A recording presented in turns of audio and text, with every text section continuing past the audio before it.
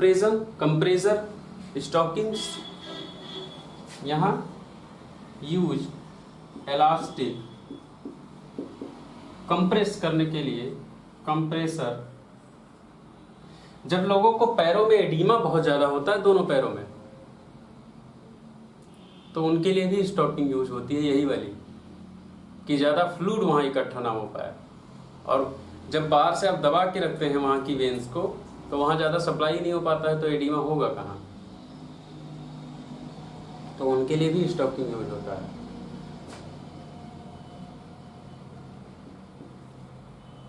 Use elastic compressor.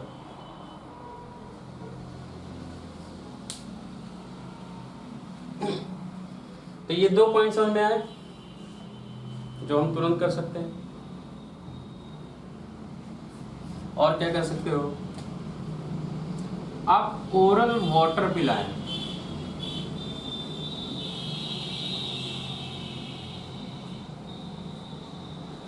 Water intake बढ़ा देना है।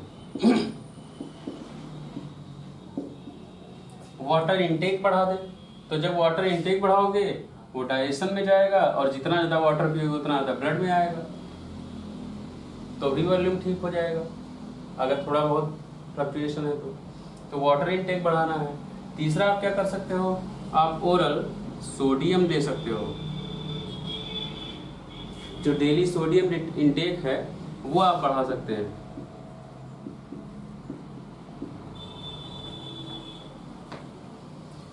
तो अब सोडियम कैसे, आप पानी में घोल के नमक पिला सकते हैं। ORS अगर आपके पास है तो उसको भी दे सकते हैं। सबसे पहला अटेम्प्ट ORS का ही होता है, ORS में भी सोडियम है, तो ORS घोल के दे सकते हैं हाइपोटेंसिव पेशेंट्स को। तो सोडियम इनटेक करा सकते हो।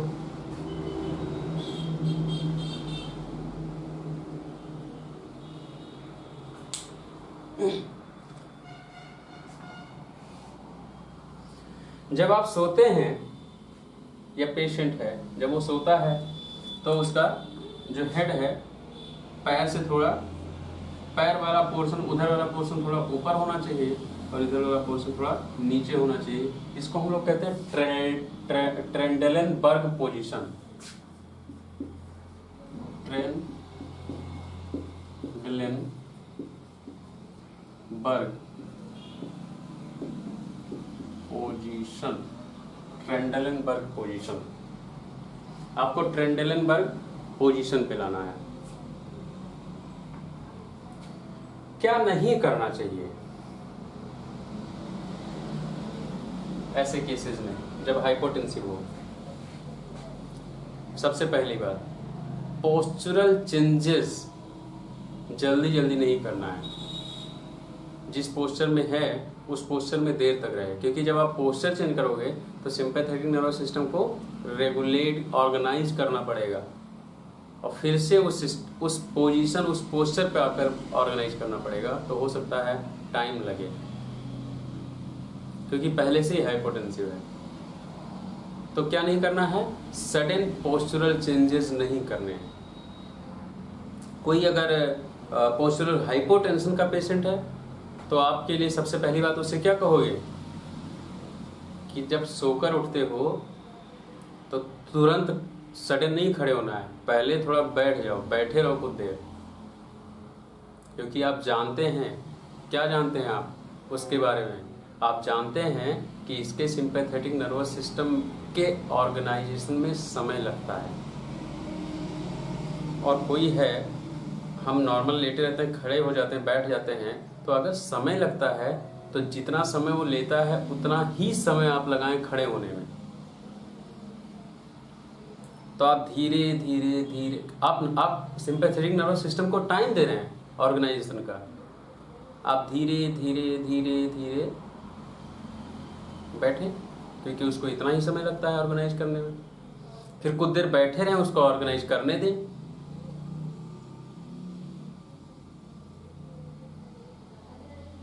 फिर सडन मत खड़े होइए, दीवार या छड़ी या कोई सहारा हो साथ पे, उसको पकड़ के थोड़ा पहले झुकिए, सिंपैथेटिक नर्वस सिस्टम को ऑर्गेनाइज होने दीजिए, करने दीजिए, फिर इरेक्ट होइए, तो नहीं गिरेगा। समझ में आ रहा है केस? तो सबसे पहली बात ये होनी चाहिए, नहीं तो पोस्चरल हाइपरटेंशन में लोगों के सर फट जाते हैं, घुटने टूट जाते हैं, बोन्स फ्रैक्चर हो जाती हैं, गिर जाते हैं। ये बात बतानी बहुत ज़रूरी है, क्योंकि आप डीपली इस बात को जानते हैं उसके बारे में कि इसका सिंपैथेटिक ऑर्गेनाइजेशन नहीं ठीक है, और जितना समय सिंपैथेटिक ऑर्गेनाइजेशन लेता है उतना समय उसको दें। इसलिए क्या नहीं करना है, सडन पोस्चरल चेंज नहीं करना है, धीरे धीरे पोस्चरल चेंज करना है। दूसरा पॉइंट, पेशाब करते टाइम या डेफिकेशन के टाइम ताकत नहीं लगानी है, ज़्यादा स्ट्रेन नहीं करना है, ये भी नहीं करना है, आराम से बैठें, होने दें। तीसरा पॉइंट, हॉट टेम्परेचर के एक्सपोजर में ना जाए तो ज़्यादा अच्छा है। ये तो दिमाग में आ रहा होगा कि क्यों नहीं। तीसरा पॉइंट क्या करना है, अवॉइड टू हॉट एक्सपोजर, क्योंकि हॉट एक्सपोजर में जाएगा स्वेटिंग होगा, और वो स्वेटिंग का पानी आ कहाँ से रहा है, ब्लड से, तो वॉल्यूम और कम हो जाएगा। तो अवॉइड हॉट एक्सपोजर। इसलिए लोग पंखा देना शुरू कर देते हैं, जैसे ऐसा कोई केस होता है कि पसीना ना निकल ले पाए। पसीना निकलेगा तो वॉल्यूम कम हो जाएगा। इतनी डीप बातें सोचो, दादा नानी सब लोग जानते हैं। इसीलिए मैं कहता हूँ कि घर वालों से पूरा मेडिकल साइंस पढ़ा करो। और एक्सेस हाई इंटेंसिटी एक्सरसाइज नहीं करना है, जहाँ पर बहुत ज़्यादा स्वेटिंग हो, जहाँ पर बहुत ज़्यादा कार्डिया और मसल्स को काम करना पड़ता हो, क्योंकि पहले से ही हाइपोटेंसिव है और मसल ज़्यादा काम करेंगी तो उनको ज़्यादा न्यूट्रिशन, ज़्यादा ऑक्सीजन चाहिए रहेगा, प्रोवाइड नहीं करा पाएंगे।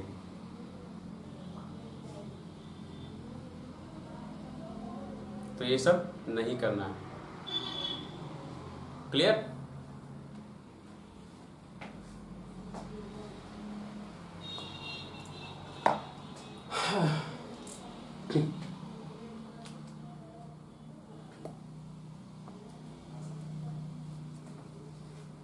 क्लियर है ये नॉन फार्माकोलॉजिकल,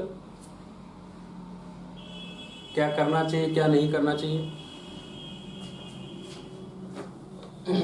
ओके, आते हैं फार्माकोलॉजी। ट्रेंडलेनबर्ग पोजीशन, सर नीचे हो पैर ऊपर हो, ये है ट्रेंडलेनबर्ग पोजीशन। ये तो ज़्यादा ही कुछ नीचे हो गया, कुछ ऐसा। ब्लड का परफ्यूजन ज़्यादा बढ़ाने के लिए सर का पोर्शन नीचे कर दिया जाता है, उसको कहा जाता है ट्रेंडलेनबर्ग पोजीशन। बात करते हैं पोजीशन फार्माकोलॉजिकल थेरेपी के बारे में।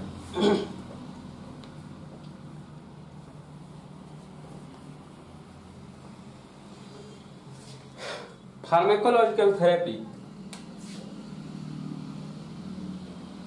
में कुछ ड्रग्स हैं।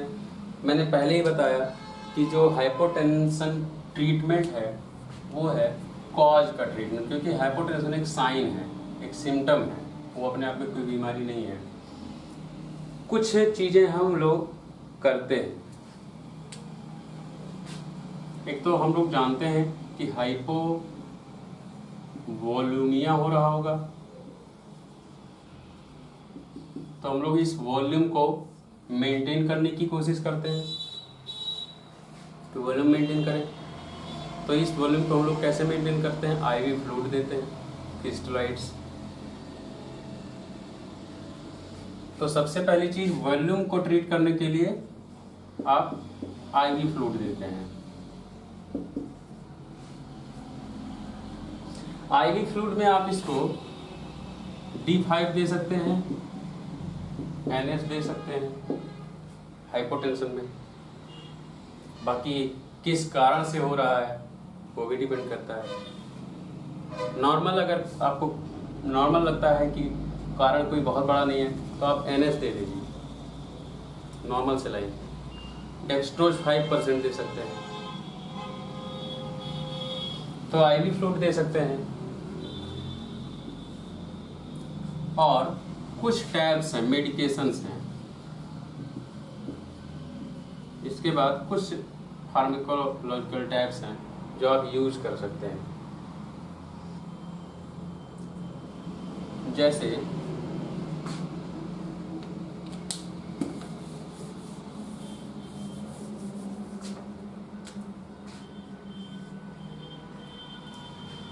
फ्लूड्रोकॉर्टिसोन, जैसे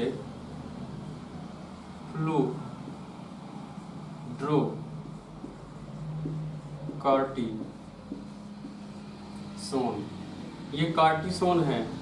आप जानते हैं कि उस इमरजेंसी में फ्लूड्रोकॉर्टिसोन या कार्टिसोन यूज किया जाता है, इसलिए कि बीटा रिसेप्टर्स, आप जानते हैं कि कार्टिसोन कहाँ से रिलीज होता है? एड्रिनल ग्लैंड, हम लोग पढ़ रहे थे, स्टीरॉइड्स रिलीज होते हैं वहाँ से। और वो लोग क्या करते थे जाके, जब ब्लड प्रेशर बढ़ रहा था तो बीटा रिसेप्टर को स्टिमुलेट करते हैं नॉरएपिनेफ्रिन, एपिनेफ्रिन के काम करने के लिए। तो अगर ब्लड प्रेशर लो हो रहा है तो हम लोगों को बीटा रिसेप्टर को स्टिमुलेट करना चाहिए कि एपिनेफ्रिन, नॉरएपिनेफ्रिन वहाँ काम करे। तो हम लोग बाहर से दे देते हैं स्टीरॉइड्स।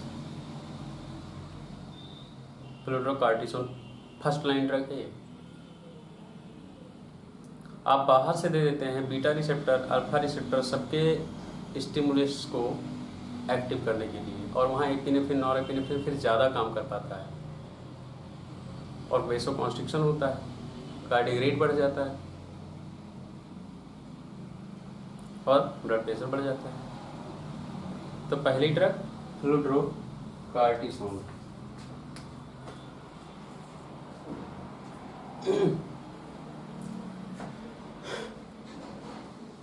दूसरी ड्रग है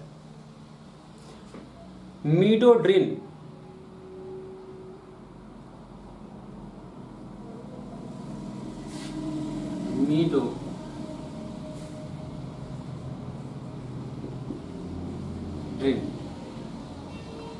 ये एक्चुअल में यूज होती है आर्थोस्टैटिक हाइपोटेंशन में। ये यूजफुल है ऑर्थोस्टैटिक हाइपोटेंशन में। ये करती क्या है, ये पेरिफेरल वैस्कुलर रेजिस्टेंस बढ़ा देती है। ये पेरिफेरल वैस्कुलर रेजिस्टेंस मतलब TPR, total peripheral vascular resistance बढ़ा देती है। रेजिस्टेंस बढ़ जाता है मतलब कॉन्स्ट्रिक्शन हो जाए, कॉन्स्ट्रिक्शन कराती है, और रेजिस्टेंस बढ़ेगा तो ब्लड प्रेशर भी बढ़ जाएगा, वेनस रिटर्न बढ़ जाएगा।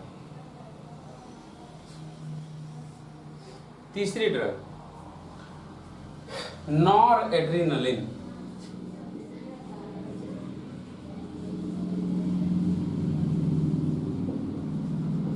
नॉरएड्रेनालिन या इसके प्रिकर्सर्स जो हैं, मतलब इससे मिलते जुलते या इसके द्वारा बनाए गए साल्ट,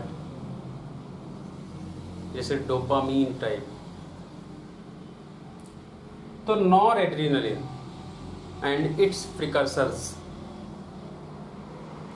इनको भी यूज किया जाता है। नॉरएड्रेनालिन मुझे नहीं लगता है बताने की जरूरत है कि क्यों दिया जाए, क्यों दिया जाता है, क्यों दिया गया नॉरएड्रेनालिन यहाँ।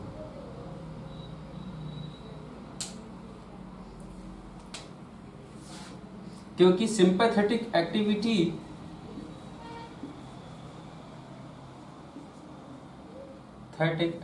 को बढ़ा देता है, मतलब वेसोकॉन्स्ट्रिक्शन करा देगा, HR बढ़ा देगा तो कार्डियक आउटपुट बढ़ जाएगा। तो नॉरएड्रेनालिन और एरिथ्रोपोएटिन दिया जाता है। एरिथ्रो। अब ये सारी ड्रग्स कॉज बाय कॉज अलग अलग कॉजेस से दिया जाएगा, सबको नहीं दिया जाएगा सब कुछ, लेकिन जो जो यूज होता है मैं लिखा रहा हूँ। एरिथ्रो पोएटिन इंजेक्शन दिए जाते हैं,